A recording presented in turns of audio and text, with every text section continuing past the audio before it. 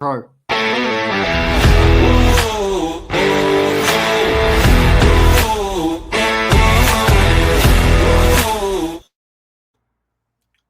Hello and welcome to our 16th episode of the Non-League Heroes podcast with your hosts, as always, myself, Dan Welch, and Dan Waltley. Good evening, Dan.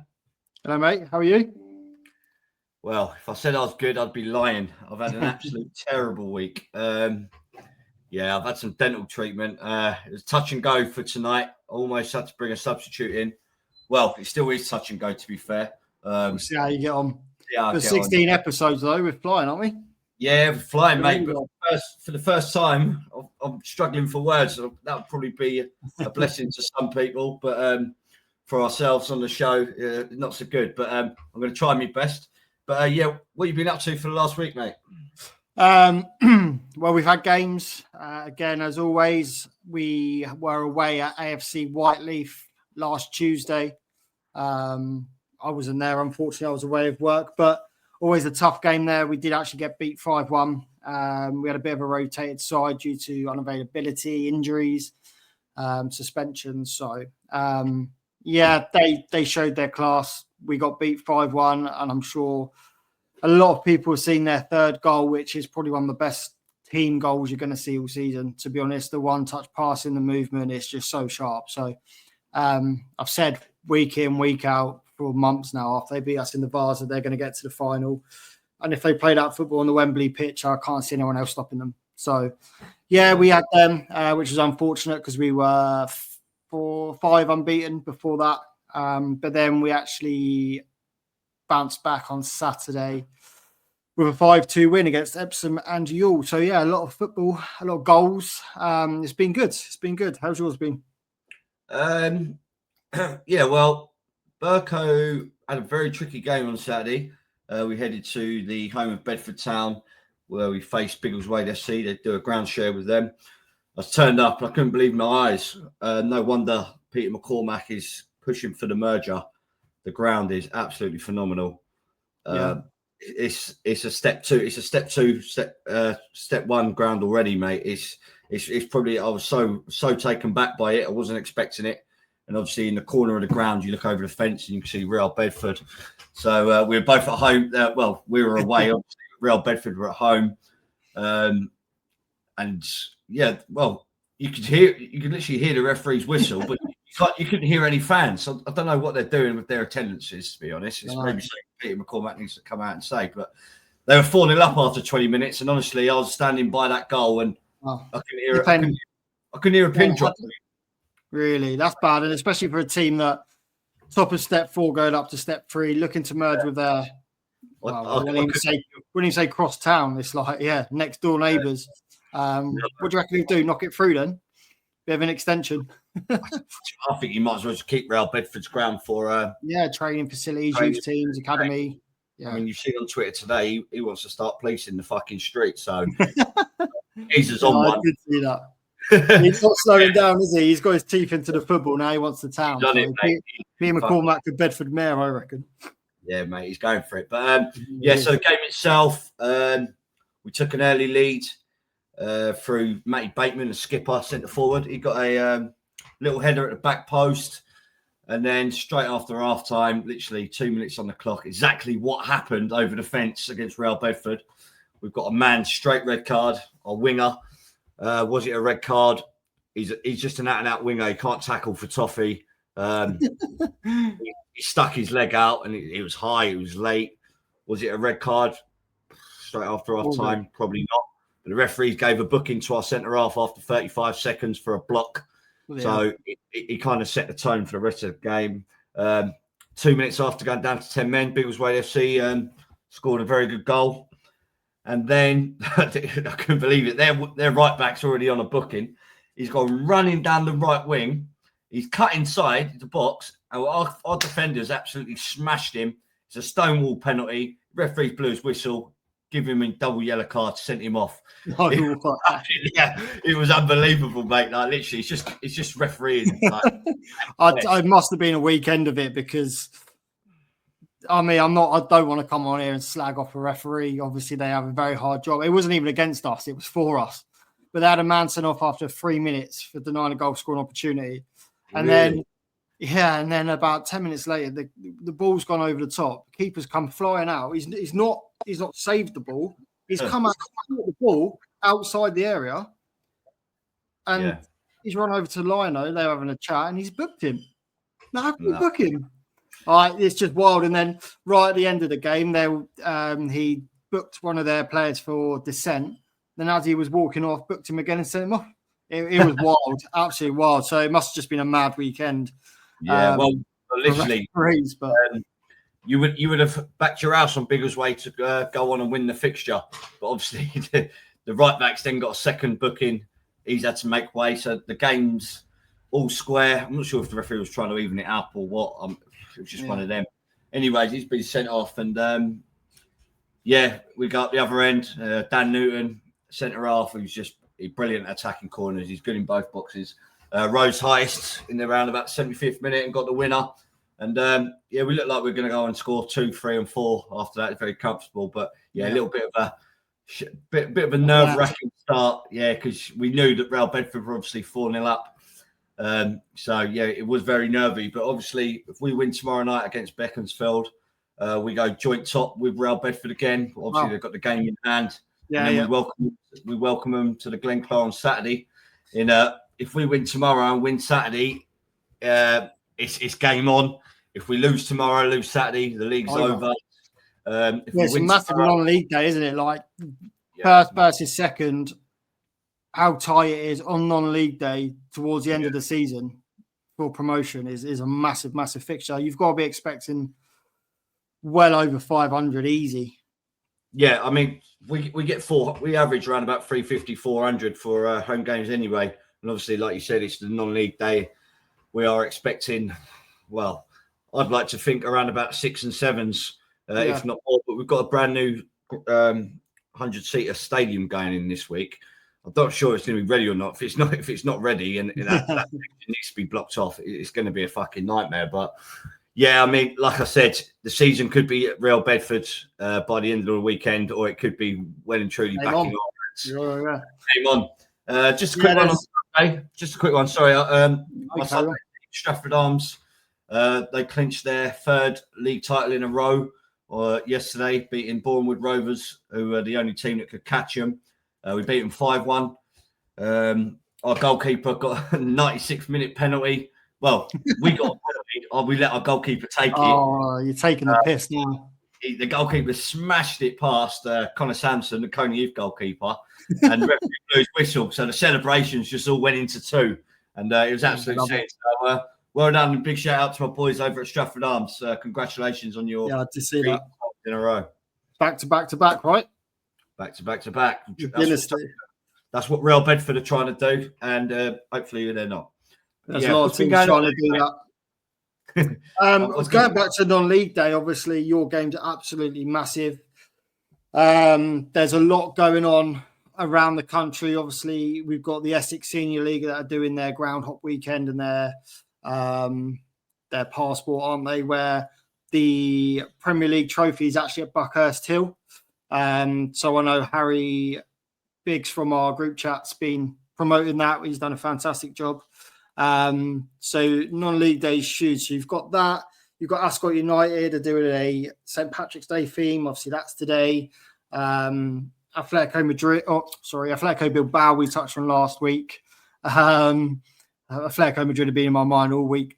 Atletico Bilbao they're donating kits to, I think there's 7 or 8 teams that we touched on last week that play in red and white, which is an amazing initiative. They're back in it. There's loads for charity. There's just some massive, massive games. And there could be 3 champions as well on non-league day. So MK Irish and the Spartan Premier just need a point to clinch the title. At the weekend, Macclesfield in the Northern Premier League need just the 2 points to get up to the National League North.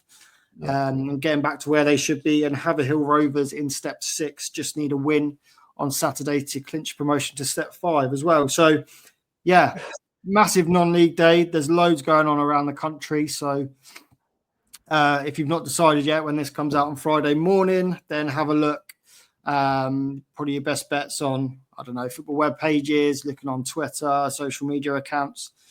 Have a look where your local game is, get down there, support your local team, obviously, and get involved with their initiatives. And if you're anywhere near Milton Keynes, Macclesfield or Haverhill, and you might even want to see a trophy being lifted on the weekend, which is nuts on the, what will that be? Mid-March, end of March. So, yeah, Crazy. those teams have done very well.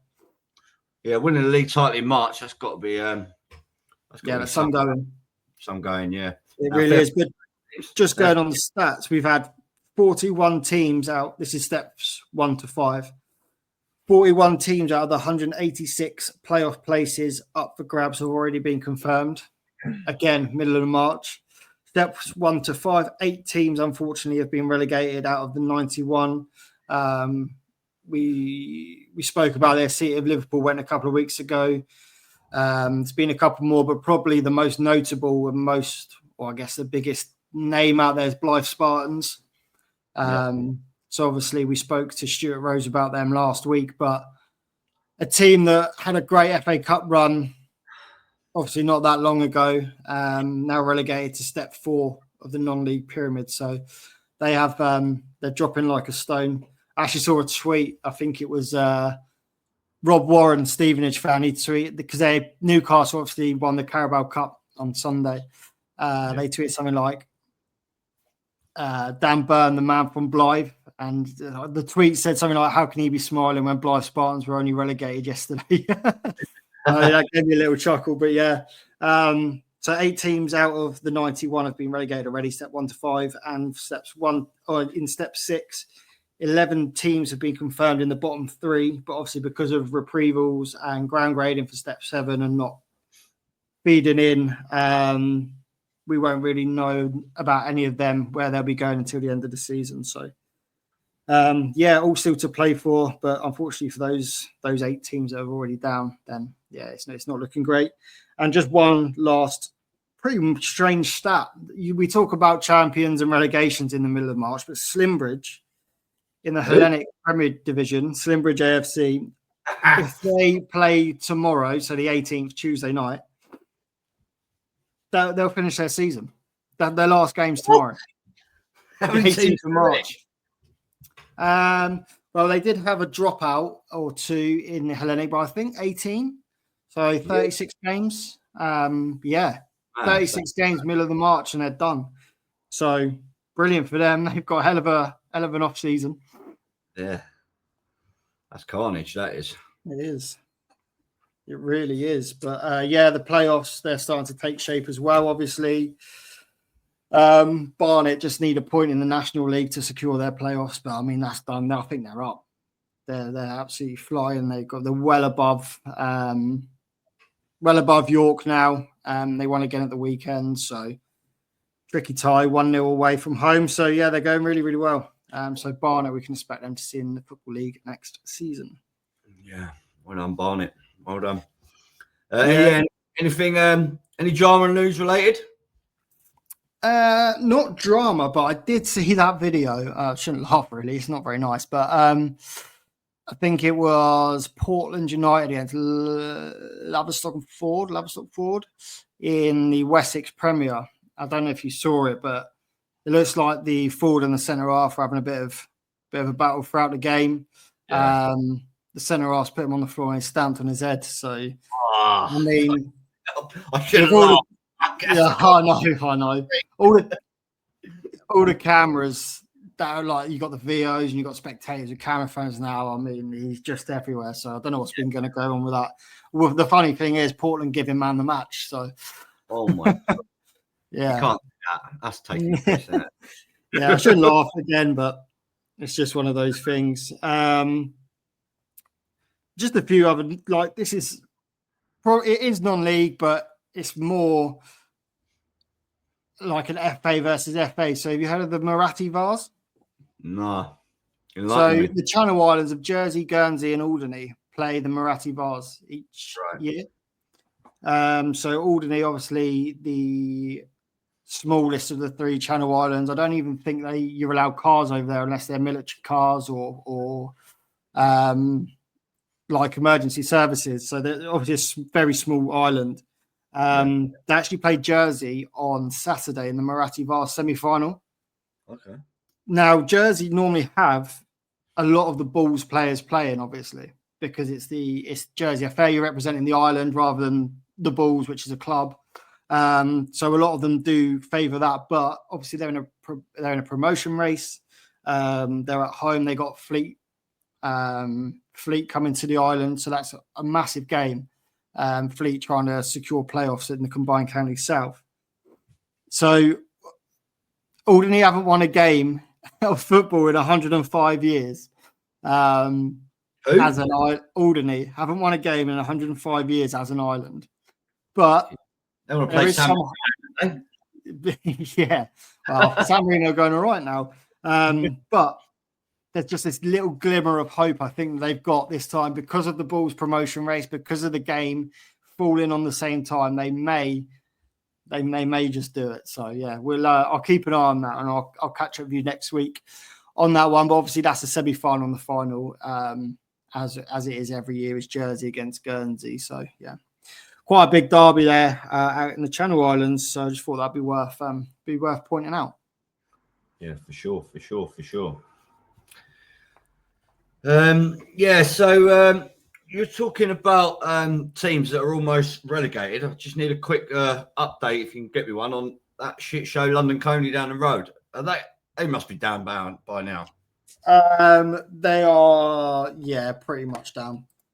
Relegated 5 years in a row, I think. They never get relegated, but they've got to be near it, surely. I think they're in the bottom three, aren't they? Let me just... They've won a game since 1980. You've put me on the spot. So what are they? Step 6, aren't they? So AFC Wellings league, which we'll touch on. But yeah, London Colney, bottom of the league in step 6. Currently, they're 4 points off 19th place, but do have 3 games in hand. So still all to play for in their league, London Colney, but the form isn't great. I did actually see, I was looking at some projections earlier, and they did have London Colney down as a potential reprieve if they were to go down. So they may finish in the bottom 2, but we may still see them in step 6 next season due to a reprieve. But in that league as well, at the Spartan South Midlands Division 1, obviously AFC Welling they've had a lot of headlines obviously recently. With their takeover and their social media presence and their manager going viral. And obviously we had Brett on a few weeks ago. But they actually dropped points as well at the weekend, which was quite surprising to a lot of people given the new signings they've just brought in. Yeah, I see all the kerfuffle all over Twitter. Brett has gone out and got his old centre half from Stotfold, Dan Sears. I see Searsy yesterday. What do you? I'll put it to you. What do you make of it? Obviously, Stotfold are safe, but they're struggling. They are down the bottom, but they're safe. And obviously, this time of the year, Searsy going from a relegation battle up to a promotion battle, pretty much. How would that sit with you if you were struggling and one of your best players? I mean, let me put it to you as well. Obviously, Searsy had played under Brett Donnelly for many years. Brett brought him out of Sunday League football. So the connection there is absolutely tight. Not forgetting that Brett's cousin is actually the gaffer of Stotfold. So I'm not too sure that Donnelly house. That's going to be a lovely Christmas dinner, isn't it, this year? But yeah, what do you think? I see loads of people, some saying it's out of order, mainly Stotfold fans. Some people saying, yeah, fuck it, go get your money and go and get a title under your belt. Where do you sit on that? So for me, there's 2 things to this. One, there is obviously money involved because you're not dropping from step 4 down to step 6, although one team's going down and one team's coming up. Yep. Stotfold obviously have been good to the player. I've seen that online. They were a bit surprised he didn't stay loyal to them, but my opinion on it is that Brett Donnelly brought him in from Sunday League, like you said. He brought him all the way up to Hitchin with him. Brett's been loyal to the player previously. He trusts him. So I don't. I think it's okay. I can't get the word out what it is, but I think it's okay because it would be different if it was a player that Brett had no link with or no involvement with or no history with. But the way that they've both gone up through the ranks, they've both been up at Hitchin and risen through from like lower level Sunday League all the way up. They trust each other. They get on with each other well. I think, yeah, absolutely no brainer for the player for me. To be fair to Brett, he did come out and say, listen, when he left Stockfold, when he first joined AFC Welling probably 2-3 months ago, he did want him then, and he's left it. But he's at needs must now with obviously a load of injuries this time of year. Happens to many clubs. You get the pitches, the heavy grounds, and you pick up injuries. And he's needs must, and he's gone and got it. But he did, like you said, he didn't get the result he wanted. Hampton Town away. Yeah. Do you think it's too many superstars? Do you think the blend of the team, or do you think it's just one of those weeks where lapse of concentration took the foot off the gas a little bit? Well, to be honest, you could sit here and always say, like, I'll tell you another person that does it, Bertram at Bedford Town. He brings in players all the time, and they're up there and they're fighting. And Brett probably, when he took over, he probably had 6 or 7 of them players that he had there now. And he brought in a few of himself, and they are winning football matches. They are still top of the table. So whether it was that, obviously they've signed Jordan Brown, who's under a 3-game suspension. I can tell you now, when that geezer gets going in that league for the last few games, mate, he will secure that promotion. Yeah, and I think just lastly, before I think we've got a guest waiting, but just lastly on that with AFC Welling, I know obviously they've had a lot of stick in the past. You've given the media team some stick in the past, but it's quite clear that they are, again, doing things the right way. They're coming in, the chairman or the owners come into the club. He's looked at models around the football pyramid.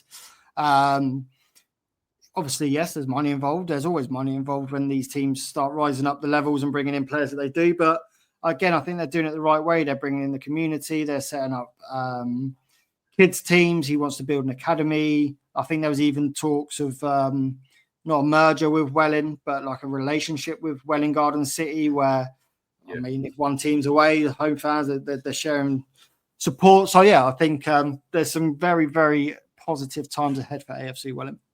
Yeah, absolutely. And as you just mentioned, our first guest of the evening is waiting in the wings. He's a former Hendon, Enfield Town, Hertford Town player, and he's the current Middlesex Wanderers manager. Welcome, Ricky. Well, gee, how you, mate? You all right, Dan? How you doing, Ricky? Yeah, not bad, mate, not bad. First of all, thank you for joining us this evening. Yeah, not a problem. And first of all, just tell the listeners just a little bit about yourself, what you've done, where you've been, and what you're doing now. Well, started off as a youngster at Norwich, and obviously didn't make it in the pro game. Started off, went for a bit of non-league. Started off at Ware, 18 years old. Done well there. Got a move from Ryman 2 back then, as it was. Hendon came in, who was Ryman Prem at the time. So I was top scorer at Ware. Went in at Hendon 2 seasons. I spent about 4 seasons there, but 2 seasons top scorer in the league for them. Then Enfield Town come in for me. Obviously from Enfield, so it was like a club that I couldn't refuse really. Yeah, sure. Went there, had a good 2 or 3 years there, top scorer in the league in first year there, and then injury prevailed then, and slowly moved back down and ended up back at Ware after a stint at a few clubs, and finished off at Ware. Oh, nice. Yeah, well, you've had a very good career in front of goal by the looks of things on my notes here. But first of all, let's take you back to Norwich. You said you was at Norwich as a youngster. How did that come around, and what happened? How was your time as a youth player at a pro club? Yeah, it's really, really good. I started off well. It was we used to train like it weren't like it is now, where you're constantly like my boy's at Cambridge and he's there every day of the week. So when you got to under 12, you played in like a Norwich camp, which was at Wormley at the time. Yeah. And then when you got to under 12, they sent the best 2 players from all the different Norwiches around the country, and then you got into the final 22, and then from that, then you stayed up there, and I got to just didn't get my YTS, which it was called back then, so I had to go through the non-league route of football, and really enjoyed my time doing it. So what age was it when you got released from Norwich? So I didn't get my YTS, so I was 15 at the time, going on to be 16. Yeah, that's good. Was that straight into men's football? Yeah, and then I was played for Ware in like EGA League, and Steve Ringrose was the manager of Ware at the time. Then, if you know him, he's the director at Northwood at the minute. Yeah, I He know. gave he gave me my chance at 17 years old playing for Ware. So first game he gave me my debut was at Dorking away and scored on my first game, and then seemed to go from there. Really got a bit lucky, and then he left that season, and I've carried on and played one season there and was top scorer in the league. And Hendon come in for me, and Ringrose sort of sorted that deal out as well, which was a great move at the time because the Ryman Prem at the time obviously took you into the conference. Yeah, of course. So at 18, 19 years old, I was playing like step two, which was good level and scoring goals. So I loved my time at Hendon. Yeah, that's brilliant. And obviously, you spent three years at Hendon? Yeah, I had 3 years. Then went away Yeah, when the league changed. When it went to the Conference South, Hendon decided that they didn't want to step up, so a lot of the players left. Right. Okay. And so I went over to Braintree, then ended up at Cheshunt, tore my cruciate ligament, so I was a year out. And then when I came back, went with Dave Anderson, asked me to go to Wimbledon. So I went over there for pre-season. I had a really good pre-season, but it was just the travelling was just too far for me. It's probably the biggest regret in football for me, not going there. But I've got driving from Enfield round to Wimbledon three times a week. It was it just weren't doable. Yeah, that's a big commitment.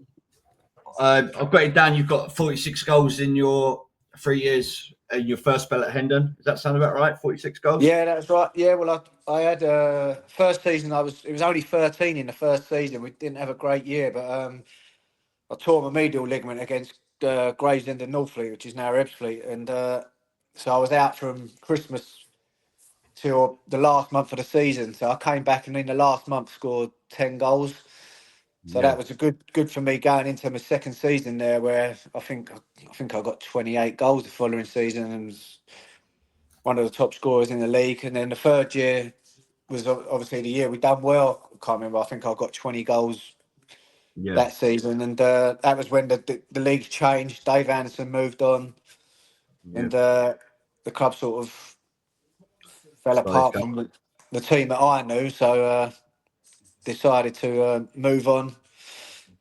And that's when I went to Braintree, and then obviously tore my cruciate, and then I went to Enfield Town after that. Okay, yes. So the Enfield Town move, you just said it was your boy, hometown club, just perfect fit for you? Yeah, it was a great fit. I knew a couple of lads who were there. It was a step down at the time, but I just couldn't refuse it. It's a club I'd always gone and watched, and obviously when I was a kid watching like Nicky Iton play, when he was the manager of Middlesex Wanderers, who I took over from, and down at Southbury Road there watching him, and yeah, it was just a move, and the club was going places. It was a fans club, just been taken over really by a few years, and it was just a move I couldn't turn down, and that was probably Hendon is my club, but Enfield Town was unbelievable. Yeah, and then and again, in the 3 years at Enfield Town, 50 goals. So it's a great turnaround, isn't it, for a striker? Got 23 in 45 games, 22 in 46. I mean, they're great stats, right? Yeah, but really, really good bunch of lads there as well. Like we still talk to this day. There's a good WhatsApp group of us, and that never changed. We had that.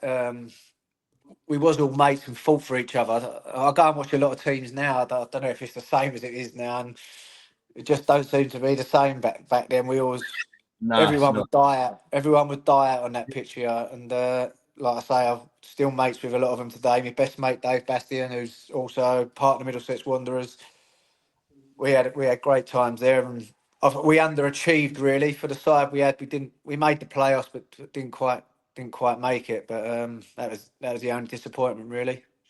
And then, what happened with Enfield after the third season? What happened? You'd have left. Obviously, I've got Brimstone Rovers. I mean, was that? What was that about? That was a money move.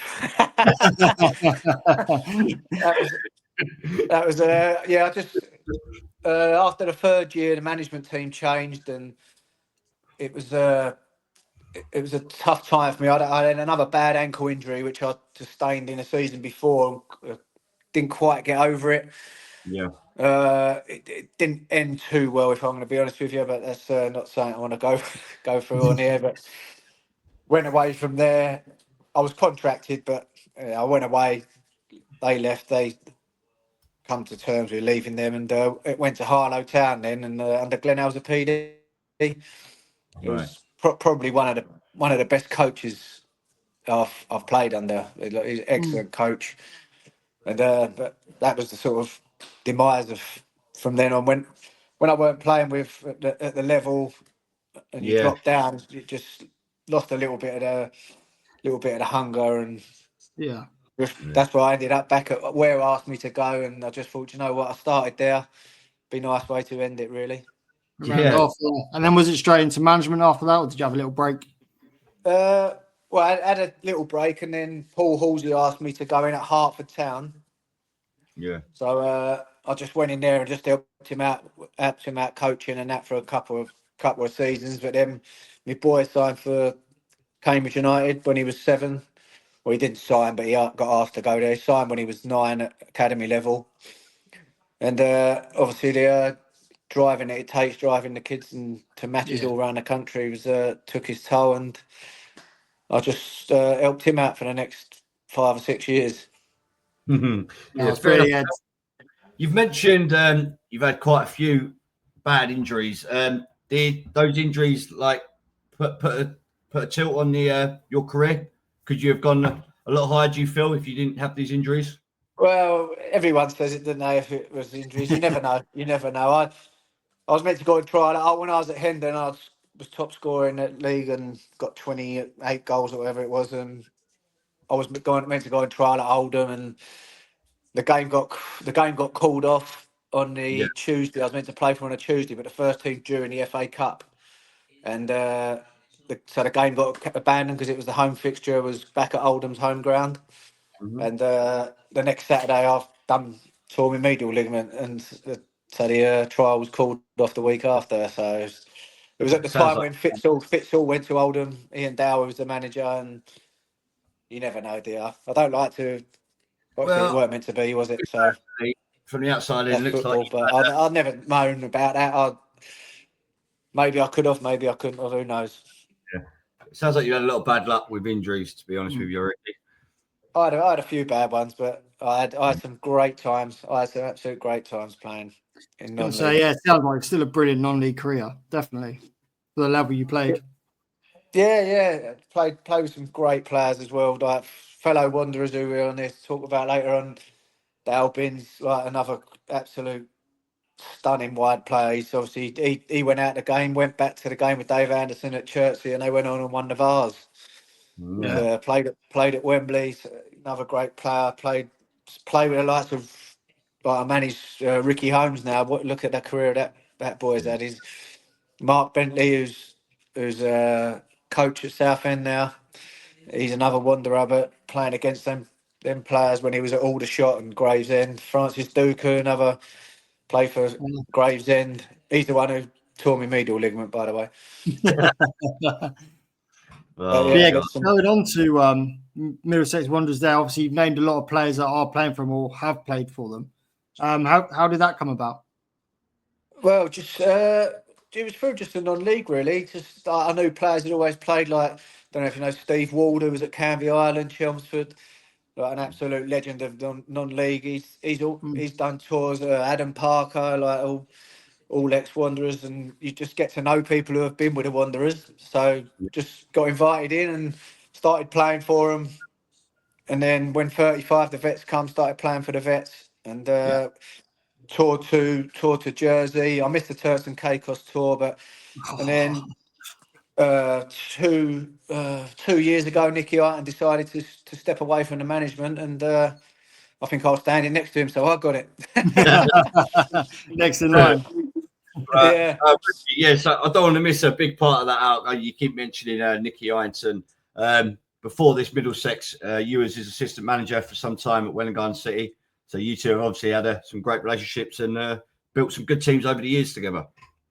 Well, I knew him from when I was a youngster at Ware. I think he tried to sign me when he was at Arlesey, but I didn't go there. I went to Hendon instead. But and so I knew him through the non-league, and then he come to Ware at the end, and so he managed me for a bit. So I was sort of like, I was the older player in his team, and just sort of done my best while I could to help him out and that. And then from there, that sort of got into the Wanderers as well through that as well.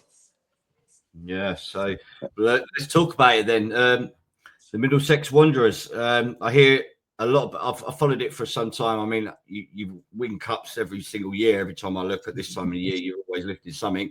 But yeah, just tell us a little bit about it, the background of the Middlesex Wanderers, and like the leagues you play in, the cups that you enter, and obviously you've got a tour coming up in Malta.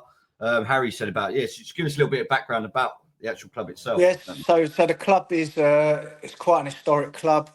Started back in 1905, and it was a club that toured around the world really. So to underprivileged countries, they'd go out, they'd tour, they'd do coaching for the local people, take them kit, etc. And then they'd play like big games. Like they've toured Japan, toured all sorts of Tokyo, loads of different places out there, and where they've played in front of 50, 60,000 fans. And then in that time there, they've coached like the underprivileged kids and that. And then as it's gone on, every year they have an annual dinner where they have a guest speaker. They've had all types of chairmen. Bobby Robson was the president. Bobby Charlton was the president. Unfortunately, he's in his passing. We've now just got Peter Taylor's is our honorary president now. So there's some big names and been to big places as well. It's the club sort of, I don't want to say died, but it's faded away, and we're trying to get it back. Obviously, the world of football don't need spreading anymore, so it's quite difficult to get invited on these tours to certain places. But we try our best every year. And this year we're going to Malta. But going back to regarding the leagues, we don't play in the league, so all we do is enter one cup. We just enter one Middlesex Vets Cup every year. Okay. And then if we get knocked out in the first round, we're out and don't play no more. But for the last 8 or 9 years, we've made the final every year and won it every year, apart from last year where we lost for the first time when I took over. And Nicky, I'd like to tell you about that as well. Well, to be honest, we had Harry was having a bit of a conversation with Bellstone in the my social media group, and it was Bellstone that beat you, right? That's right. Yeah. Nah, so we played them the year before in the final. And we beat them, and then they got one back. They got one back last year, and then it's against them again on April the 6th at Hendon's ground. Oh, really? So it's, wow. tie number 3, final number 3. The trilogy. It's a decider. Yeah. So what was your first Cutting like? out a little bit. Who's it? Is it me? You cut out a little bit. Can you hear me, Dan? Yeah, we're Dan, all I good. cut you. Yeah. What was your first season in management like at Middlesex? It's not really managing, really. I've got a bunch of lads who have a great team to pick from. So, like, when I'm just more of an organizer, I'd say. Really, I just pick the players and then they go out because it's all vets football. So we pick the best players I can who's available on that week, and then let them go out and do it. Really. So who have you got taken out to Malta with you? Out to Malta. So we've got Ricky Owens is coming out. Oh wow. We've got a few Chesham Sam Ledgers coming out. Dave Bastian's coming out. I've got to think of my list now. Who we got? We're trying to get the Farnborough goalkeeper, Jack. Can't remember his surname. Forgot his surname. But yeah, we've got a good bunch of players coming out at the moment. But we're still looking to add two or three to make the squad. But it's a strong side going out. Ryan Wade, don't know if you know Ryan Wade, is a Wormley manager. Yeah, what a player he was. He comes out and plays. Tarkan Mustafa, old Dagenham and Redbridge player. Yep. So we've got a good mix of players, and hopefully we'll go out and do ourselves justice against a strong Malta side by the looks of it. Yeah. Yeah. So is it ex-pros. like a Malta representative team you're playing? Are you playing a club side or anyone like that? No, we're playing Malta vet side, so they're all ex-pros. They're all Maltese internationals, ex-Maltese internationals. So it's quite a big event. Yeah. They've made the trophy Bobby Charlton Memorial Trophy because he used to do a bit out in Malta, so they say. So they've sort of made it a memorial trophy for Bobby Charlton as well. Yeah, that sounds like a brilliant occasion. So I'm just trying to wrap my brains of Maltese internationals, but Michael Misford's the only one that comes to mind. Apparently, he's played in the last. He played in the last game or two, I've been told. So, wow, okay. Mate, we might come up against him. Maybe not. Yeah, Misford against Ricky Holmes. That's a battle. That is. So just quickly, going over your career, I'm one of these people that I'd love to hear, like people's best goals, the best players they've played against, the best grounds you've been at. Just if you can, in a few words, just tell me your best goal that you remember, if you don't mind. Best goal? Oh, probably iconic. Well, the best goal I probably scored was I played for AFC Wimbledon pre-season, and they played the first ever teams fans match against FC United of Manchester. Okay. So it was Wimbledon v Man United. But when the fans teams pulled away. And I was on the bench, but Dave put me on, and about the 81st minute, scored the winner 1-0. So it was all over Sky Sports. So that's probably my most famous goal, I'd say. But, my favourite goal probably for Enfield Town, Sudbury in the playoffs. We were 2-1 down. I just scored. I never really scored with my head, and Paul Campbell was playing right wing, put a lovely ball in and scored with my head, which was very rare for me. And but we went on to lose the game 4-2. But it was I scored 2 in that game. It was a real tense game. But that was probably one of my favourites. Oh, nice. Best player you've ever played against, and best player you've ever played with. Oh, best player I've played with. It's got to be Mark Bentley. It's got to be one of the best I've played with. Absolute powerhouse of a player, and played against Freddie Eastwood. Freddie Eastwood's got to be up there. He was outstanding for Grays. Outstanding for when he was at Grays.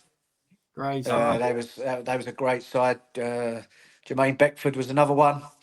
Jermaine Beckford was another outstanding forward, and they both come through the non-league and went on to play at very good levels, didn't they, in Premier League? Yeah. So yeah, they're probably the best ones I've faced. But yeah, probably Mark Bentley's, and even playing with Ricky Holmes on the last tour, we just obviously give him the ball, let him go and do it. They were great players to play with. Oh, yeah, fantastic. Yeah. I think we finish up on Middlesex Wanderers. So you've said about the club's kind of was like dying sort of thing, and you want to start changing things. What sort of things are you putting in place? I see we've got Harry in the backstage as well. I don't know if he wants to come in or not. He'll have to ask. But yeah, what sort of things? Yeah, they were just sort of like a bit of a regen, really. They're bringing some young people onto the committee, and obviously to mix with like the historical side of it. So Harry's come in and he's doing all the social media side. It's been a godsend, really, because we was a bit archaic when it came to that, and it's just that side of things that needed to be sort of rejuvenised, and he's done really well, and like a godsend for us, because we just send him the stuff and out it goes on social media without a fuss. Yeah. Where we didn't really have that. Looks like Harry's just joined us. Harry, thanks for joining. I don't know if you had much choice in the matter, but yeah, obviously, what's it like working at Middlesex Wanderers and being under Ricci Crace? Well, I was with Ricky, Nicky, and Dave Bastian and Dave Owen, the kit man at Welling. Yeah. And then obviously I moved over with them to Walthamstow, and that's how I really sort of got involved with the Wanderers. And then obviously meeting all the new boys that I've met, like all the ex-non-league players that Ricky says, ex-pros. Yeah, it's really good. The club's good. Like, we have annual dinners, like Ricky said, they're always good. Yeah. And then I went on my first ever tour with them last year to just do, I thought I was just doing the media. Turns out I ended up coming on, but within 2 minutes I got sniped. I fell straight away. Surely you don't qualify for vets. Nah, that game was a bit of a friendly game, so I was allowed to come on and play for a bit, but I didn't do anything. No, that's why Ricky's not picked you again. A few of the lads got in, you are now a few of the lads got in at 4 a.m. So, just obviously tell the listeners about your upcoming final. Where can they watch it? And yeah, just plug it. Yeah, so it's on the final is at Hendon's Ground. It's on the 6th of April, 11 o'clock kickoff. So it'd be great to if anyone could get over there to watch and support the lads. It'd be a good game. Belstone are a very, very good side, and both should have strong teams out. And it's been a battle between us two for the last 3 years. So none of us would want to lose. So yeah, if you can get over there and help the lads. And also with the tour, if anyone's listening on the tour, we're taking Harry's put sponsorship out there for the tour to Malta, just so the lads can get the best out of it, and we can all look the parks. It's going to be streamed on Maltese TV, hopefully, and our local TV out there. So we're doing everything we can to try and get some sponsorship out there for the boys to have all the good stuff, tracksuits and bags and everything else. So if anyone out there is listening and fancies being part of it, just give us a tinkle. Yeah, absolutely. Well, Ricky, it's been absolutely fantastic to get you on. You've had a fantastic career. It's been great getting to know about yourselves and obviously Middlesex Wanderers. I mean, I followed it on Twitter because I know a few of you. But yeah, we just wish you the very best in your cup final, your tour to Malta, and yeah, just thanks for coming on. Lovely. Cheers, lads. Cheers, Dan. Cheers, Will. Thanks, Ricky. Best of luck. Cheers, mate. Take care. And there we have it. The Middlesex Wanderers manager, Ricci Crace. What a non-league career he's had, Dan. Yeah, he really has. It's interesting when you get guests on that you don't know a great deal about, because I like just listening, taking it in. He's had a brilliant career, hampered by injuries playing, but now, now obviously with a bit of management and now with Middlesex Wanderers, it seems like he's really enjoying it. And like he said, it's a very historic club. I was doing some research. Their first tour was in 1912. They played teams like Bayern Munich and MTK Budapest, who are still playing in the top divisions in Hungary. And then all the way, like he said, in Japan. In 1967, they played in front of 46,000 people at the National Stadium and beat the Japanese national side. I mean, this is a very, very historic club. Probably one that goes a little under the radar now because they're not playing in the league, but they're obviously doing the tours, still doing their kind of football missionary, I like to call it, going out there and chucking it out. So yeah, it's a brilliant club, and hopefully their cup final goes well. And hopefully their tour in Malta is brilliant as well. Yeah. So I look forward to looking at that when the time comes. Yeah, sure. Right, I think we're just gonna have a quick pause. And our second guest of the evening has taken over a club in the south of England for the last few years now. It's taken them from strength to strength. I don't think you're really a non-league fan if you haven't heard of Farnham Town, seen of Farnham Town, or obviously heard their records for the last couple of years. So we're delighted to welcome one of the men that's making it all happen. Harry, how are you doing? Yeah, I'm good, thanks, lads. It's been a crazy couple of years, but yeah, I'm enjoying it, and it's like we just discussed off air. It's business end of the season, and this is where things start to matter. Yeah, it's where they start getting exciting, isn't it? It's the title races, it's the relegations, it's the playoffs. So obviously touching on this season as we are now, so 15 points clear at the top of the league and looking to gain first promotion into step 3. Obviously, that was the aim when you came in, or was it more of a longer term plan that's kind of been escalated? Yeah, we kind of focused on a 5-year plan when we first came in the summer of 2022, and that was to get the club into step 3, because really, in terms of getting the attendances up, it really starts to move the dial when you get to step 3 more, because you can start attracting the away supporters. And our whole business plan was based on attendances, and our sort of, I suppose, confidence that we could move the dial on that side of things.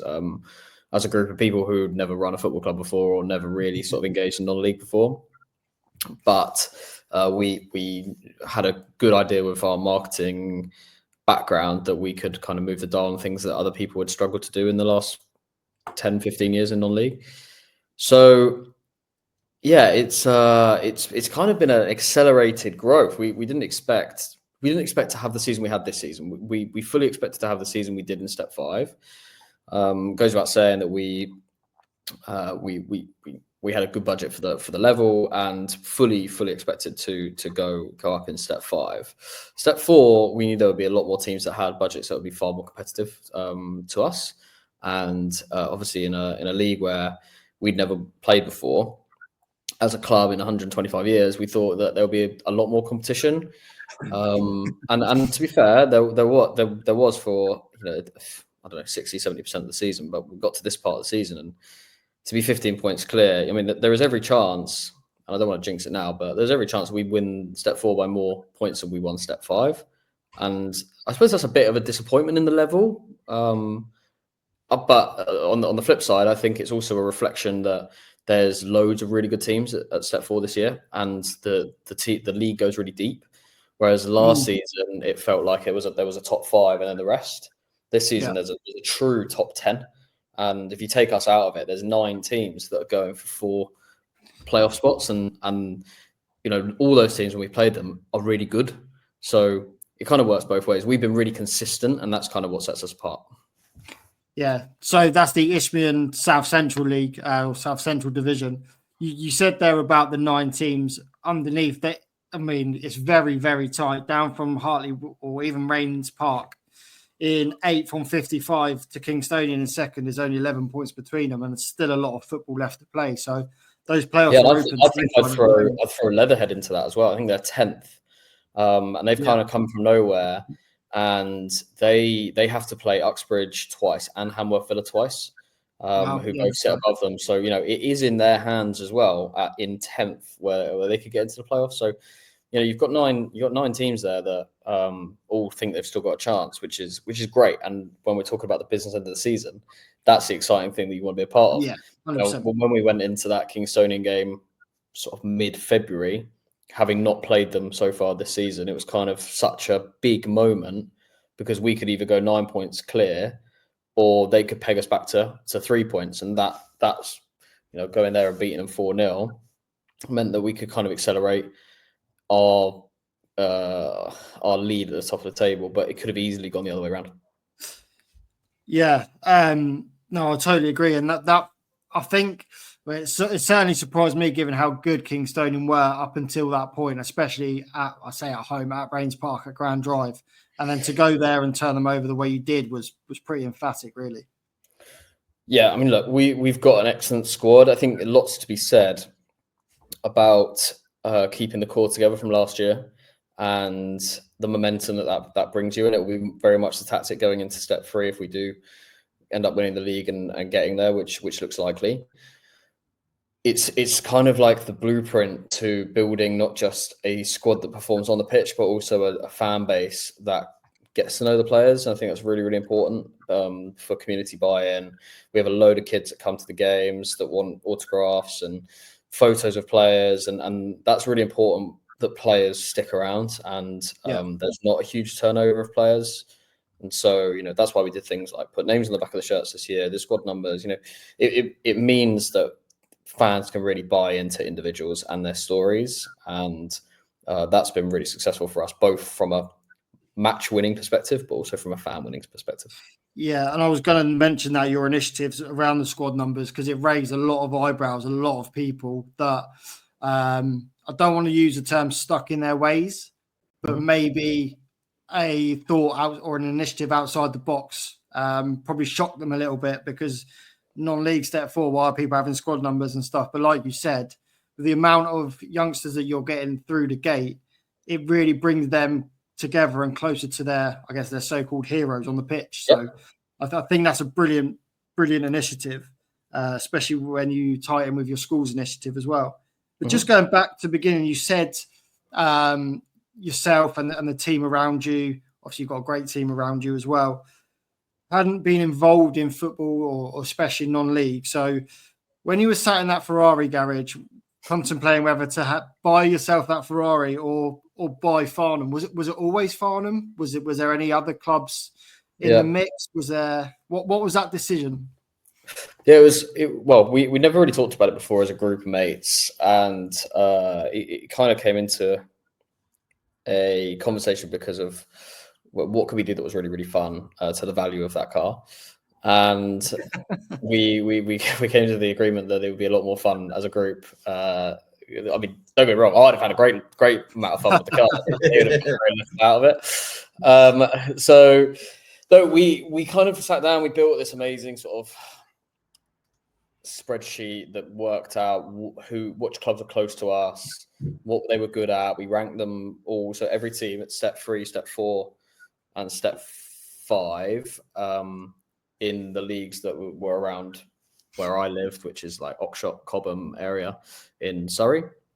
And we mapped those clubs with their proximity, what they were good at both on, off the field, what their history was like, how many fans they get, what's the facility like, do they own the ground, all these sort of things. So we got this amazing spreadsheet of what clubs looked like and where they ranked.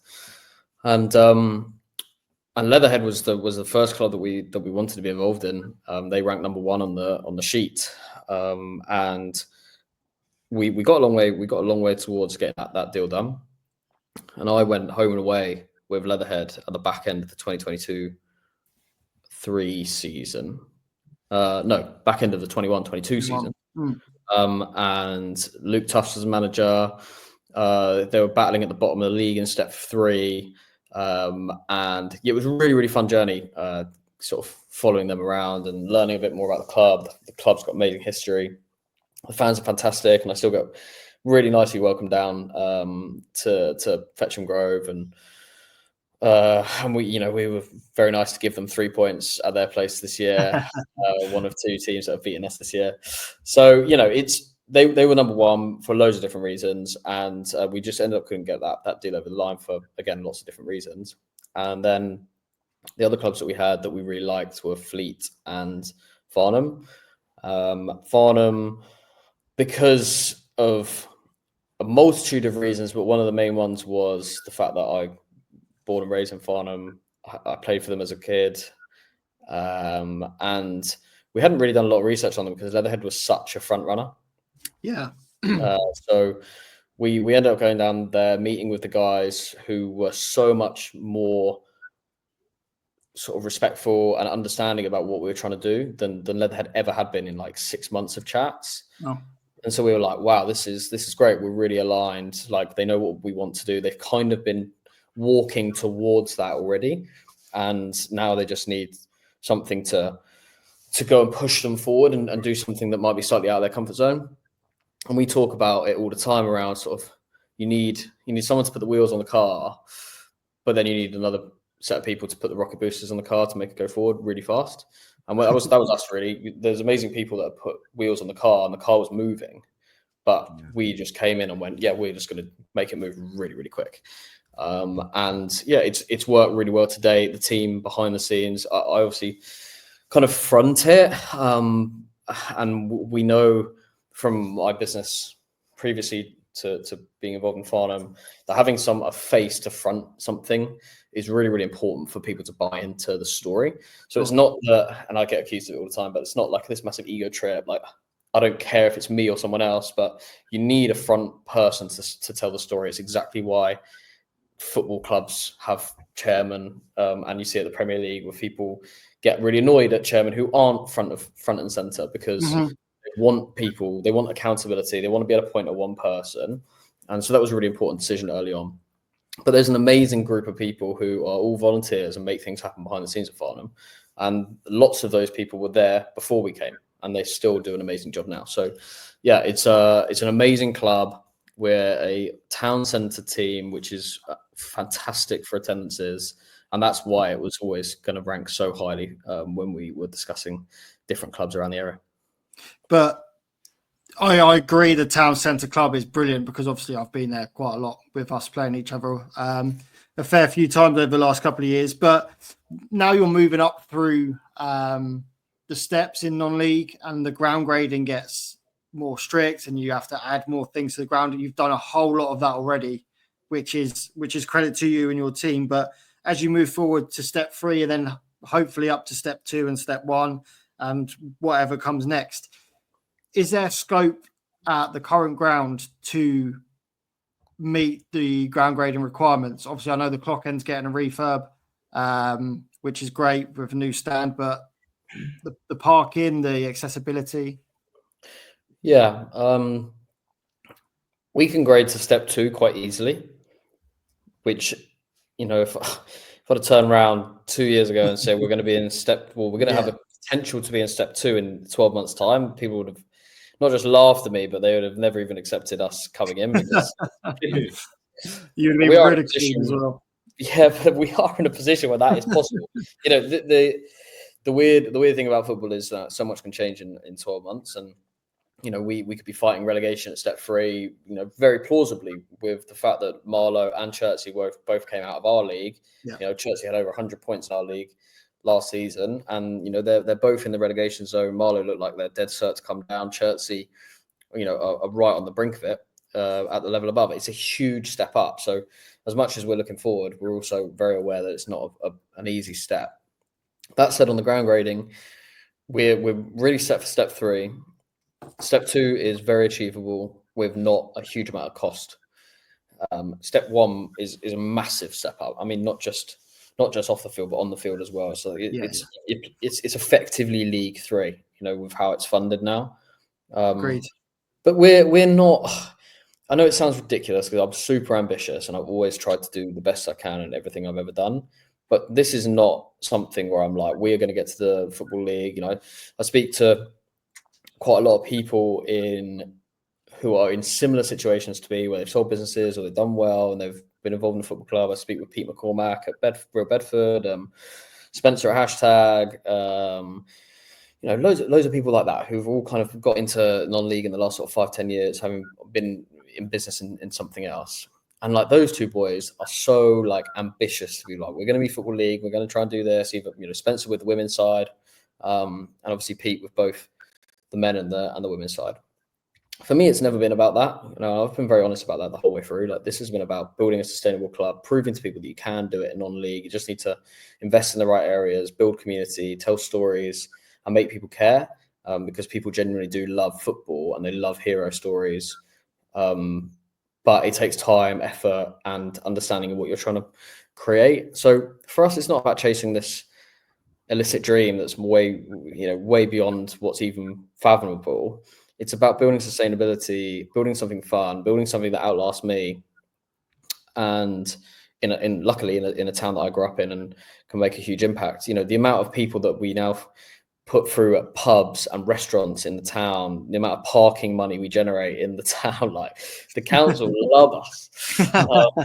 So it's good to get them on side, though. It's a huge community thing. When you put 1,000 people through the gate every Saturday, it's a thing that really starts to turn heads in the local area. So that's more important to me than level of football we play at has ever been. Once we get to step 3.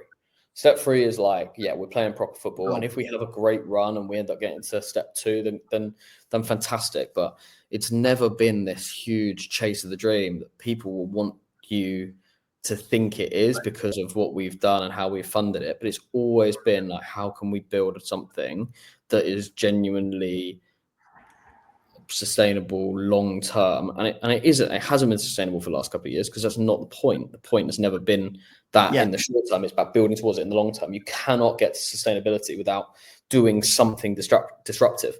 Otherwise, you're just expecting a different result from something that you continually do. Exactly the same. So, yeah, from my perspective, we're not looking at what it would take to get to ground grading at step 1. I think we want to be mindful of having a great ground at step 3, which means having a step 2 graded ground. But that's more because I want to continue to attract more and more people into the ground. And that means we've got to have more toilet facilities, more food outlets, more stands, more seats, things like that. But that's just a wider match day experience point. Yeah, and like I said, you've done brilliantly so far on doing that. The match experience at Farnham is, even when you guys first took over, you could see the signs and the attraction of the local people coming in. There was a little buzz around the town even then. So now I think, what were you getting back then when you first took over? Probably a few hundred, and that was good. And over 1,000 people. So it's crazy. And I think we're consistent, and we've built a really good sort of solid foundation of a fan base now. And lots of that is young guys and girls who come along and want to be a part of something for the future, which is fantastic. And they are the fans of the future, and we have to get around that. I think there's a lot of negativity that gets put around clubs that attract kids. I don't really understand that. I think lots of non-league clubs have fans that are closer to death, and that's not a great business model, because those people aren't going to spend money in 10 years' time. No, that's the thing. If you haven't got those fans coming through, where is that legacy? Where is that sustainability? You're absolutely right. My Farnham Town fans are going to spend money in the next for the next 70 years. Some of these clubs would be it'd be great if they could spend money in the next 7 years. So I think for me, it's like we're trying to do something different. And that just that's going to cause a bit of outrage, and people aren't going to be happy with everything. And but I do think that most of that noise comes externally, and actually people at the club know exactly what we're trying to do, why we're trying to do it, and it is in the benefit of the community, and we've been very transparent with everything we do. And I think as well, it's definitely helped that what you've said you were going to do and said you were going to achieve has actually been done and been achieved. So I don't think anyone can come back at you for doing that now. So yeah, again, testament to you and your team. So you had the fans forum a couple of weeks ago, and one of the main points I took out was how the town has changed from a rugby town historically to now a football town. I guess I'm trying to word the question, but obviously it's been received very well within the town, like you said, the local restaurants, the local pubs, the parking, everything around it. But have you had any kickback from the rugby team? Like, why are you taking our fans for? Yeah, kind of thing. I don't think the rugby team are huge fans of us, but I haven't had any sort of like official kickback. I think the story is really important. The context is really important. When I grew up in Farnham, and I lived there for 10 years, went to the schools, played for the football team. It was like early 2000s, and Johnny Wilkinson was a product of Farnham Town Rugby, and he kicks the field goal, the drop kick in the 2003 World Cup, and it was just like a light switch went off in Farnham, and it just transitioned to like this huge rugby town. Championed Johnny Wilkinson, obviously. And was just a huge change from kids wanting to play football to kids wanting to play rugby in the town because of that moment. And over the last sort of 20 years, that's just kind of been the legacy of that kick in the town.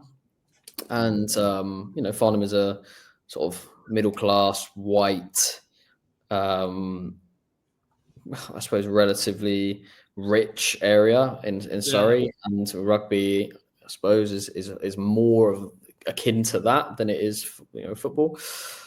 But when I came in, it was like, okay, well, the rugby team are only getting like 300, 400 people through the gate. We can do better than that. We're getting like 100.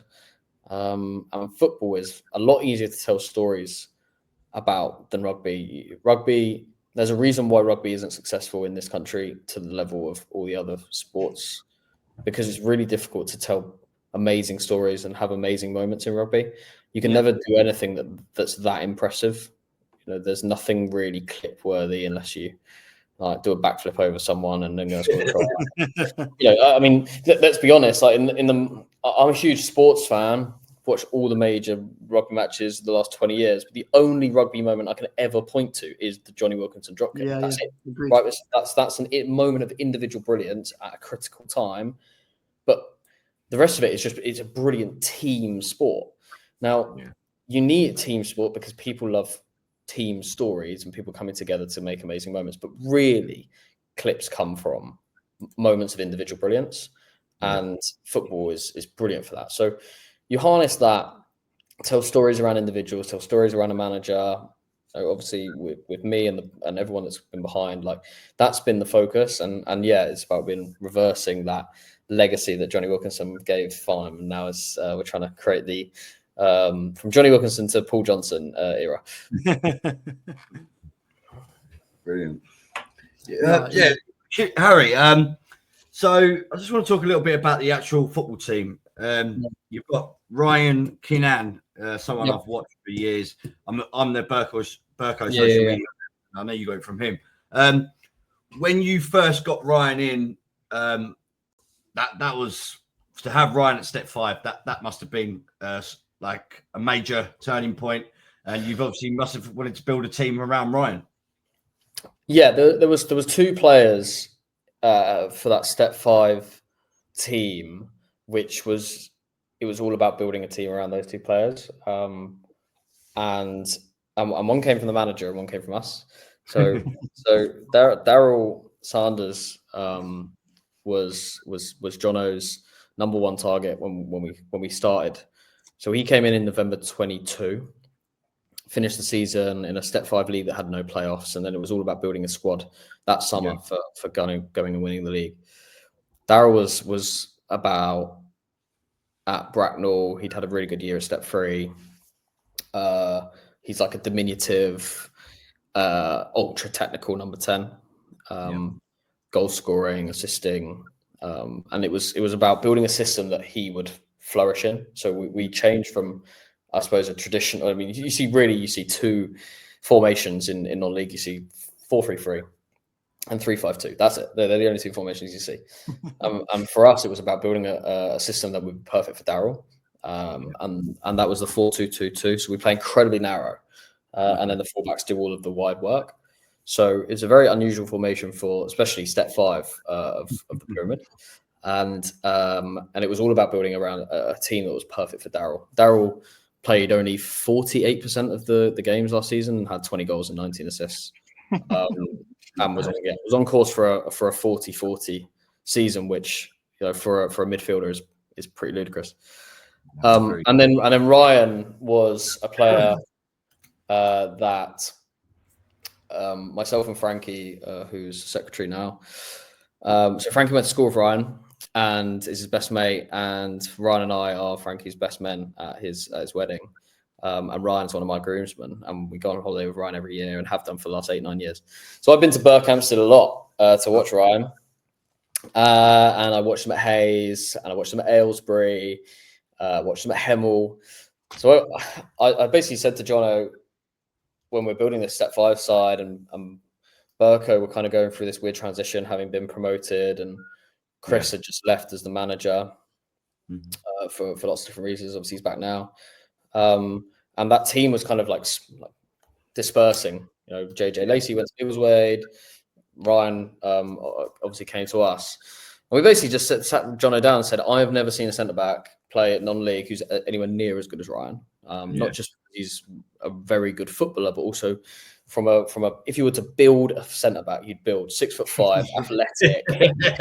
He's such a presence on the pitch. I mean, and more importantly than anything else, he's a winner. You know, he just won the league at Burco. I think he just won the treble at Burco. For the last 2 seasons, he'd had the best defensive record in the country at the club he'd been at. He then went and did exactly the same at Farnham, and we're on course to be in the top 3 this season. So, like, there is a correlation between having Ryan in your team and being very, very successful. So it was about building a defense that was going to be rock solid, so then we could just allow Daryl and the front boys to go and play. And I think we scored 145 goals last season in the league. We finished with 108 points, but we had 111 goal difference. So we had we had better goal difference than we did points. And we've scored 94 goals this season. Again, like it's very much a same sort of tact. But yeah, it was all about building a team around certain individuals, and those two were really, really big parts of that. Yeah, no, obviously Ryan in both boxes. I mean, he must be obviously defending the goal. You just said how good he is, but how much of a threat is he from your set pieces and your corners? Is he the man that you try and hit every time? Yeah, they definitely try and hit him. I'd say I tease him all the time, but I think he's the worst attacking header of the ball I've ever seen. But yeah, there's so many instances where I would just back him 100 times out of 100 to win the ball when he's in our box, 100 times out of 100. But in the opposition box, I back him 2 times out of 100 to take section of the ball. But it's like he's got a completely different complex when it's in a different box. But no, he's obviously a great presence in those areas. He draws a lot of attention. So you know you're going to have, despite him not being as threatening as I'd like him to be in the opposition box, he obviously attracts probably the best or the tallest or the biggest defending player to mark him. And when you've got players like Owen Dean and Jack Dean and Jordan Stepney and other players who can attack the ball, you've got a really, really exciting side. And you've got a dead ball player like Harry Cooksey to put it in. It's pretty exciting. Yeah. It's the... Sorry, Dan. Yeah, so it's the blueprint, isn't it, for a perfect set piece? Yeah, absolutely. He literally nailed on. I watched him for years. It's the same time. And something that's just come enlightened to me like very recently, Jordan Gallagher, obviously the brother of Conor Gallagher. So I didn't really know too much. And obviously, I think his brother's a world-class footballer. But I've seen some clips of this fella. He's unreal as well, right? Yeah, Jordan's great. He's a lovely lad first and foremost. He's actually Connor's cousin. So there's four Gallagher brothers, of which he is none of. And then he's the cousin, but he grew up with all of them playing football together. And you've got Dan Gallagher, who's centre back at Dorking. You've got Jake Gallagher, who was at Aldershot, and you've got Josh Gallagher, who was the Rangers Park manager. So we tried to sign Jordan in the summer. He's been top goal scorer at Step 4 for the last couple of years. He was top goal scorer at Step 5 the year before. He's a 30-goal season left winger. And he can score from anywhere on the pitch, and that's what makes him really exciting. And we're trying to build stories. You want characters, you want people that can do things that no one else can do, and create those viral moments. And he's great for that. But yeah, first and foremost, he's a lovely lad. He was brave. It was a brave decision for him to leave his cousin at Rangers Park and try something new that was going to go and challenge him. He'd gone from being the star man at Rangers Park and had been for the last few years to being one of many star men. He was first name on the team sheet, play 90 minutes every single week at Rangers Park, and he hasn't had the same here at Farnham, but he was very, very humble with it, and he knew that it would be a different challenge. And we knew when we brought him in October that it would be something that if we didn't do, we'd look back and regret. Because we wanted to win the league. We were in a position to do it at that stage, and we were like, well, if Jordan can come in and basically subsidise, our need for more goals.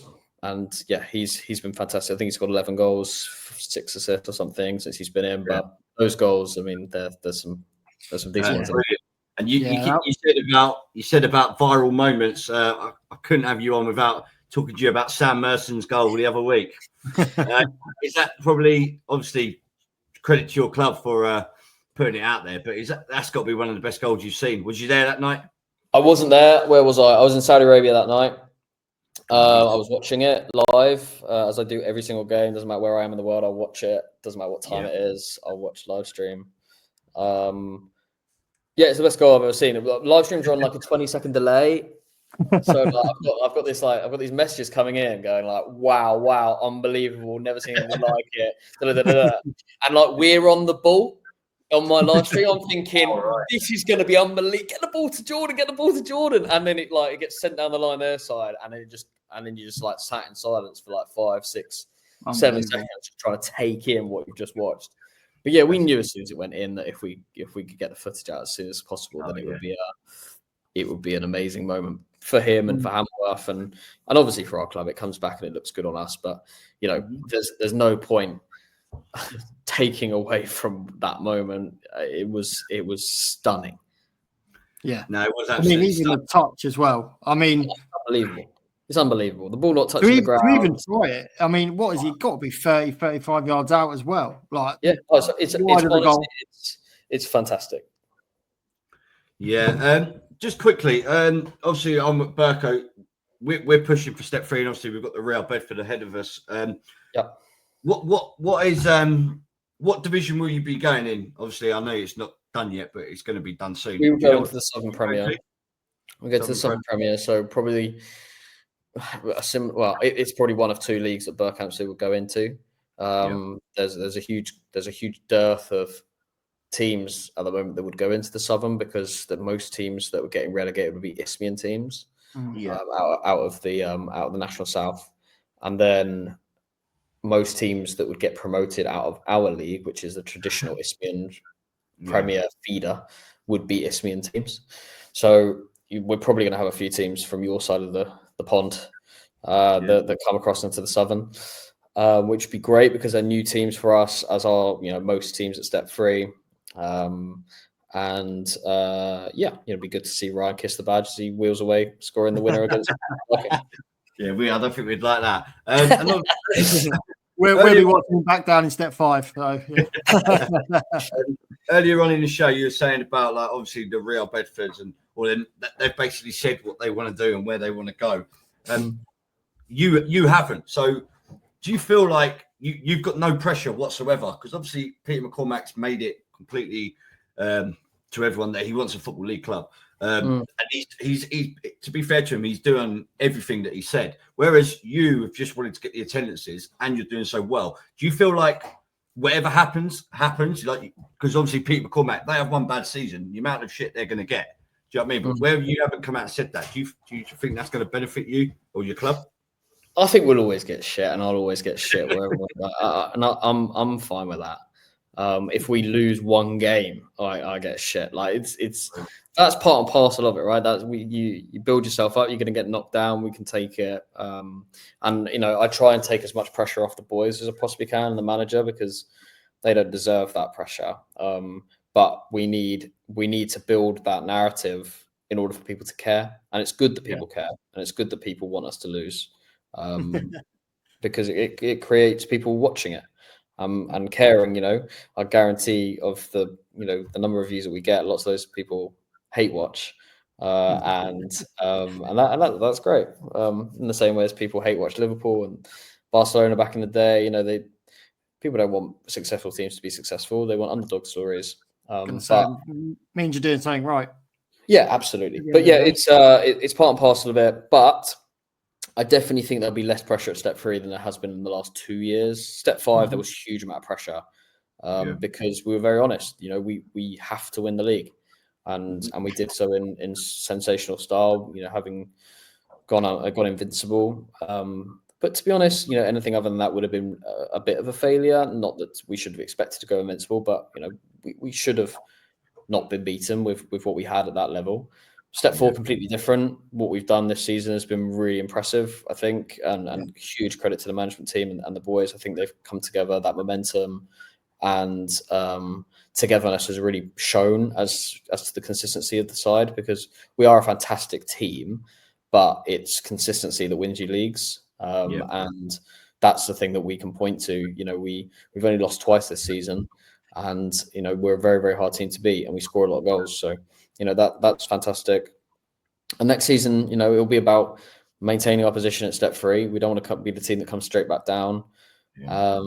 Telling a different story for once around not winning every week, which will be good going into games where it's probably more of a 50-50 than it ever has been. Yeah. And I would love a FA Cup run. I'd love an FA Trophy run, because those are the things that you can really start telling stories around and make people buy in and understand what we've achieved over the last few years from a new set of fans and new set of eyeballs, that people can see the club. It'd be lovely to get to the first round proper of the FA Cup. And I love setting records.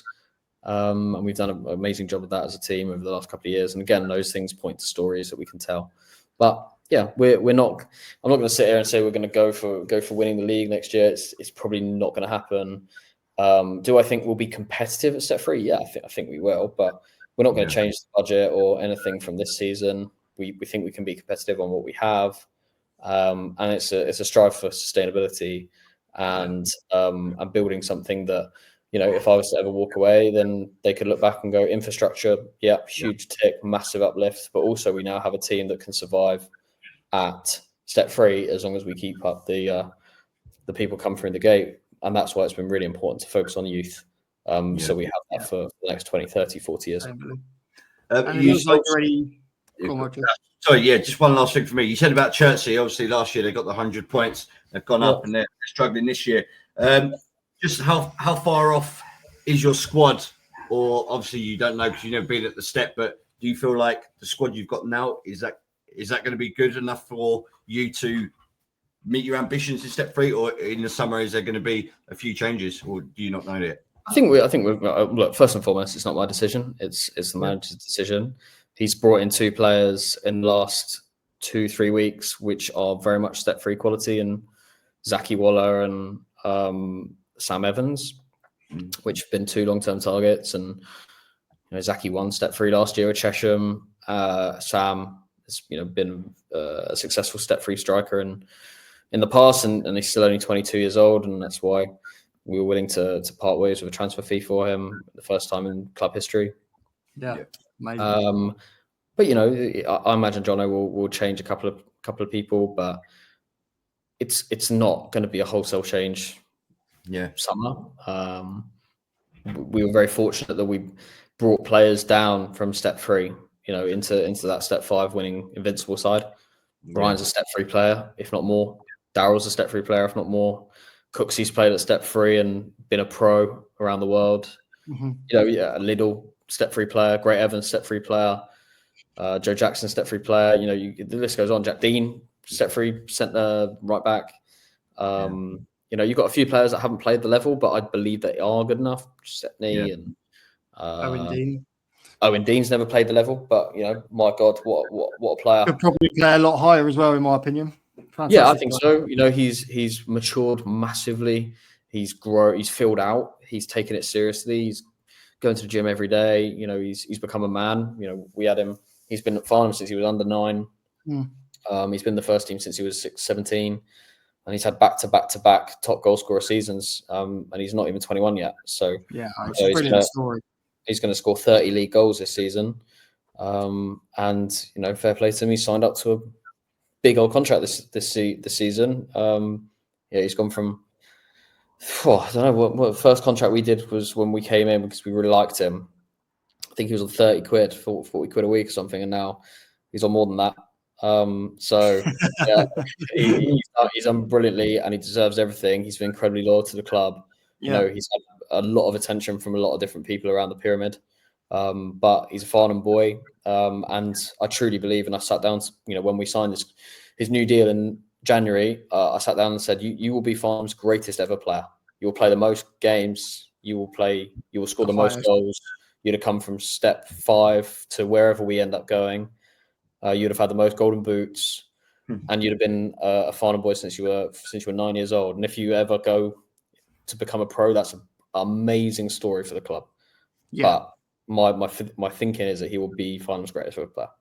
well, not even pro, even if like you do carry on up the leagues and he's still playing, and Of course. an England C call up for a player of Farnham from where you've taken them as a club to represent the country, it would be absolutely huge. So yeah, it's a great story of Owen Dean, and like I said, not even 21, brilliant player.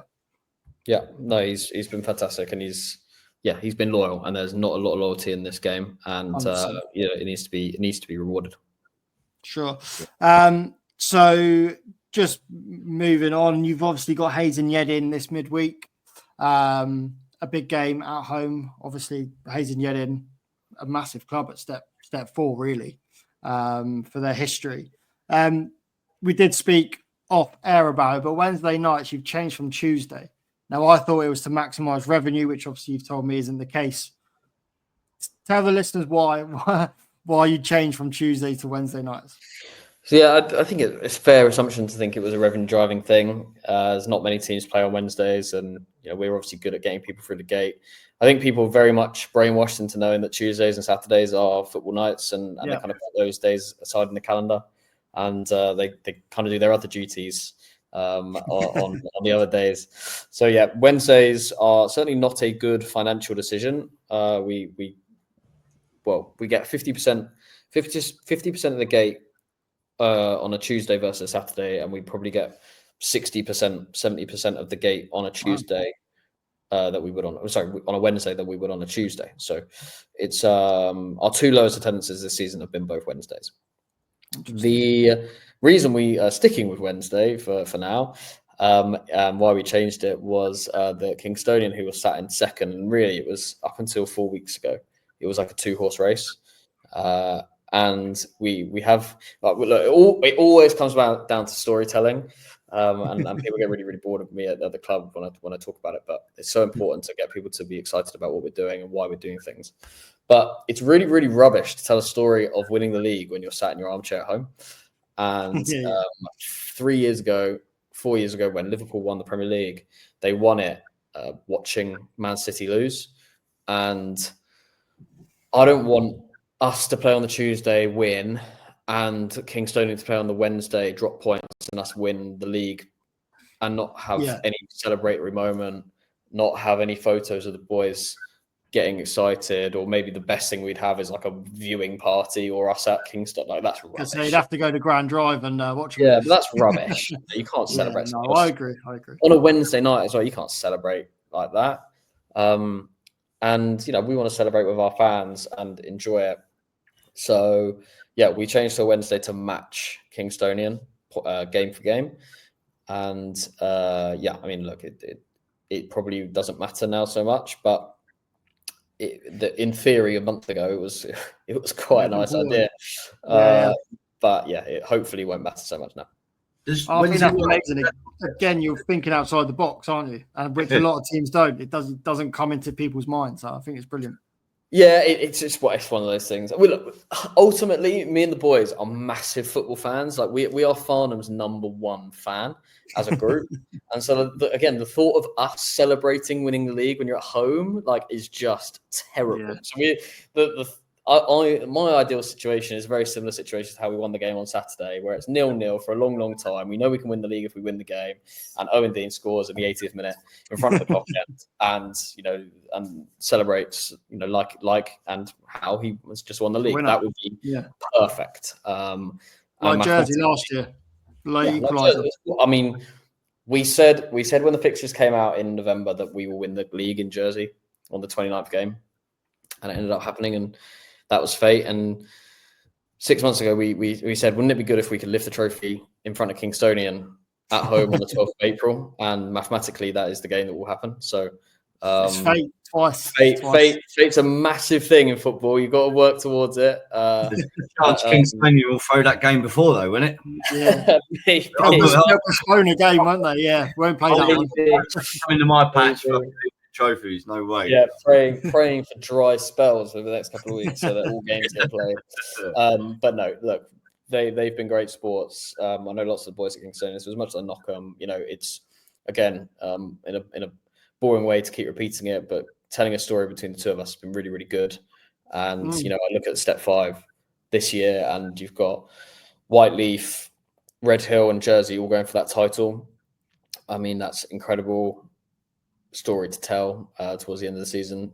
I don't think any of those clubs are doing a great job of doing that justice, but what a fantastic title race. And yeah, we've kind of spoiled the party for a potential title race, but we'd love to lift the trophy in front of our nearest rivals. Yeah, definitely. Well, Harry, thank you very much for your time this evening. It's been great to chat and catch up, obviously. So best of luck lifting the league against Kingstonian at home. I mean, I'm sure it's coming. It's just when. So yeah. Best of luck. And I'm sure we'll catch up before step 3 next season. Perfect. Thank you, lads. Really appreciate it. You guys doing a great job. Thank you for coming on. Yes, Harry. Yeah, Harry Hugo there, Farnham. It's not such an interesting guest, I think. There's been a lot made about Farnham and Harry as a person since he took over Farnham. But you look at their stats. They put a thread out on Twitter last week after their fans forum, the attendance growth, the revenue growth off the back of that attendance, and the way they're building the community. Their women's team are absolutely flying, which we didn't touch on. The first team are flying. The under 18s are flying. He has got the blueprint of taking a step 5 club to the top. Yeah, 100%. But two fantastic guests. Two guests that obviously I know Ricky. I know of him, sort of thing, and Harry. I've heard his name, but two guests I wasn't too familiar with. But like you said, getting these guests on and just hearing about their stories. I mean, this is what the show's all about. It's just brilliant because I would have known nothing about either a guest if this show didn't happen. So this is what I love doing, and once again, brilliant. It's bringing these people like the name non-league heroes. These two people are, in my opinion, real non-league heroes. Bringing like started as a charity club in Middlesex Wanderers and taking it around the world, and now he's carrying on that legacy. Whereas Harry's built his legacy from the ground all the way up, and it's just going to go from strength to strength for Farnham, for their fans, for the community, for the town. It's just going to be a long standing club at a very high level of non-league. So yeah, credit to both Ricky and Harry for the jobs they're doing. And obviously, as we come to the last part of the show, it is the Dan's Predict. It is. I mean, we say it every week. We're both fucking shit. It's diabolical, in fact, at the minute. It's not getting any better. We'll get there. Right, yeah. Just remind the listeners of what you did last week, Dan. I went for SE Dons / Forest Hill Park to beat Staplehurst to. Did I say 2-0 or 2-1? For the purpose of this, I'm going to say 2-1 because it was 2-1 until the 88th minute, and then Staplehurst nicked an equaliser, so I was fuming. That would have got me bang on 5 points, and I would have been flying. But it drew. It ended 2-2, and as such, I got 0 points. Really? Again, which is lovely. I went with the conference Premier game, didn't I? With Oldham versus Rochdale, wasn't it? It was. To be honest, I couldn't even tell you what the result was anymore. It was 1-1. It was the midday kickoff. Yeah, and I went 3-1 to Rochdale. So that's no points for me. Is that no points for you as well? It was. Right, so we move on to, I think it's 8-5 now. We move on to the weekend. Yeah, we're going to go. I mean, we have discussed it behind closed doors about are we making ourselves look fucking idiots? But listen, it's funny, right?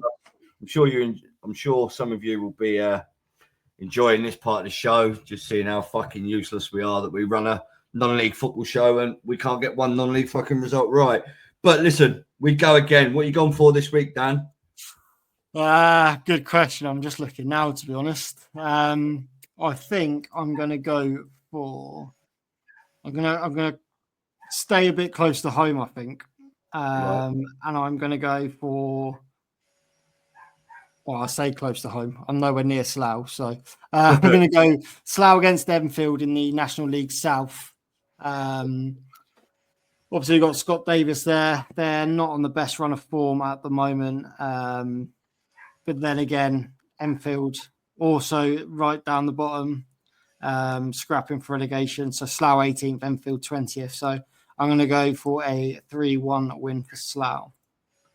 Perfect. Talking about close to home, I am going to go close to home. My hometown, St Albans City, they are absolutely in shit streak. I think 8 points now adrift of relegation battle. They're at home to Hornchurch. If they lose, and Enfield Town and the teams above them, they can. The writing is on the wall. They will be gone into step 3. And a club of the size of St Albans City, that what they've been over the years to be playing in step 3. Personally, I think it's fucking criminal. I don't know what the hell has gone on there, but the club's been ruined from top to bottom. We're a conference premier, pushing for Football League in the last fucking, I don't know, 5, 6, 7 years. The club is it's in dire straits. But listen, I'm going to go for a home win for St Albans City. I really feel now that a loss is them gone. So hopefully it gets into the players' heads. They've got some fantastic players. Fantastic players. Got Jeffers. Francis Jeffers. He's on, I don't know what he's on a week. But Francis Jeffers. Jeffers. Sean Jeffers. I was going to say he must be about 45. No, they've got Sean Jeffers. And honestly, the bloke should be playing League 2 Conference Premier. But there's something in his contract where if he plays a certain amount of games a year, he gets loads of fucking bonuses or something like that.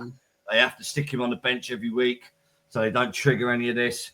But taking away all the politics, the club's fucked. Another one of my local clubs, St Albans City, London Coney, everywhere around me at the minute, it's just an absolute shit show, which is depressing. Yeah, I grew up watching these clubs. That's what I mean. I'll keep going on about London Coney.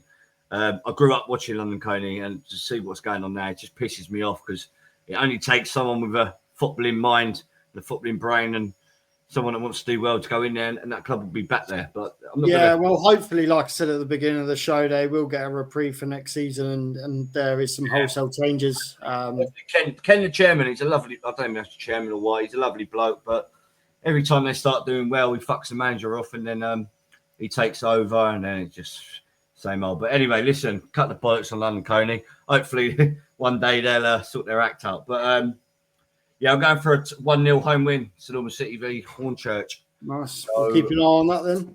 Yeah. We shall keep an eye on. Hopefully, I think it's even at this point now. I wouldn't mind you getting a point just so we know what we're doing. One of us knows what we're doing. Yeah, it's getting that bad now. I'm even contemplating putting Dino as a fucking host, to be honest, because I'm not joking. Dino, where are you? Hello, mate. How you doing? Yeah, we're good. Listen, I'll tell you what. Yeah, as me and Dan ain't doing so great. Yeah. Let's see. Give us a score prediction yourself, and I'll tell you what. This week, if you get closer to us or you win, Dan's predict is no more. Right. Right. Let me have a look. I'm gonna go a league that I should know pretty much because Potter are in it. So I'm gonna go for the Spartan Prem. I'm not going to do a bog standard MK Irish win. Let's have a look. I'll go Biggleswade United. Let's see who they're playing this weekend. So Biggleswade United versus Tring. That'll be a good one. We played Tring at the weekend, drew 0-0. So two games we've played, we've taken points off, second and third in the league. So I'm going to go Tring. It's at Tring. I'm going to go 3-2 Tring. 3-2 Tring, yeah. All right. Well, this time next week, we could be abolishing this Dan's predict. If Dino, I tell you what, not even if you get close, if you get the same amount of goals or whatever, mate. 5 goals, yeah. Yeah, me and Dan, I think we've we'll walk away. No, we're going to walk away from the Dan's predict. If you beat us, the Dan's predict is gone. That's a fact. But anyway, there is going to be a new part of the show coming in as of from next week. We are now going to be focusing on who we feel is going to win each league from the top of the non-league period down to your step 6s, your step 7s. who's going to go up via a playoff. We're going to bring that into it as well. So yeah, literally next week, tune in. Once again, it's a massive thank you from me. So thank you to the two boys that I'm doing it with, Morton, who you don't really see, who's doing an absolutely fantastic job with the graphics, with the TikToks. Just unbelievable. Just keep listening and supporting us. What you boys reckon? Yeah, like I said, I just echo your thoughts. Everyone that supported us from now, followed us, liked our stuff, subscribed. We can't do without the people that are listening and taking their own time to kind of invest their time into us. And we'll do this obviously because we love it. So works. I just got a new computer, clearly, but yeah.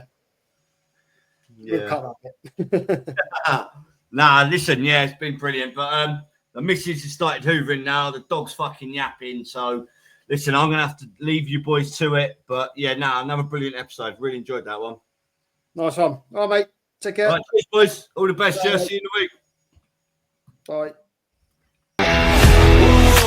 Bye.